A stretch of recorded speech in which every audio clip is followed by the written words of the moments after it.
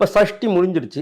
அடுத்த நாட்கள் வரக்கூடிய வழிபாடு பண்ணணும்னா திருச்செந்தூர் போயிட்டு முருகப்பெருமானுக்கு விபூதி அபிஷேகம் பண்ணி, அங்கே பார்த்தீங்கன்னா இயற்கையாகவே பன்னீர் இலையில் விபூதி கொடுப்பாங்க. இந்த பன்னீர் இலை விபூதியை வாங்கிட்டு வந்து கணவன் மனைவி 2 பேருமே வச்சுக்கலாம். மனைவி பொதுவாக நெற்றில் வைத்துக்கொண்டு அடிவயிற்றில் தொடர்ந்து தடைவர 48 நாள் குழந்தை பிறக்குங்கிறது இன்றளவும் செயல்படக்கூடிய ஒரு மிகப்பெரிய இறை நம்பிக்கை மட்டும் இல்லாமல் சாட்சியாகவே நிறைய பேருக்கு இருக்குது.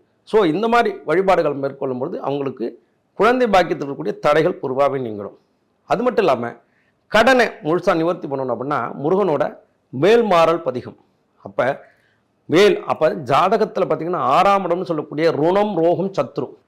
ருணம்னா கடன், ரோகம்னா வியாதி, சத்ருனா எதிரி. அப்போ 3ஐயுமே அழிக்கணும் அப்படின்னா அவங்க வேல் வச்சு டெய்லியும் வேலுக்கு அர்ச்சனை பண்ணி வேல்மாறல் பாராயணம் பண்ணணும். டெய்லியும் பண்ண முடியலனாலும் கூட செவ்வாய்க்கிழமை, கார்த்திகை நட்சத்திரம், பௌர்ணமி நாட்களில், அது மட்டும் இல்லாமல் விசாக நட்சத்திரத்தில் பண்ணும்போது அவங்களுக்கு கண் சார்ந்த பிரச்சனைகள் பரிபூர்ணமாக நிவர்த்தி ஆகிடும். அப்போ வேல்மாறல் பாராயணம் பண்ணும்போது கடனால் ஏற்படக்கூடிய கஷ்டங்கள் பரிபூர்ணமாக நிவர்த்தி ஆகிடும். பொதுவாகவே முருகன் வழிபாட்டில் உடல் நலத்திற்கு ரொம்ப முக்கியமானதாக கருதப்படுறது கந்தர் சஷ்டி கவசம். ஏன்னா அதில் தான் நிறைய பார்த்திங்கன்னா ஒவ்வொரு பாகத்தையும் குறிக்கும். கண்கள் 2ஐயும் கதிர்வேல் காக்கட்டும், நாசிகள் 2ஐயும் நல்வேல் காக்கட்டும் அப்படின்னு சொல்லிட்டு அங்கத்தில் இருக்கக்கூடிய ஒவ்வொரு பாட்டையும் தனித்தனியாக பாலதேவராயர் வந்து குறிப்பிட்டிருப்பார்.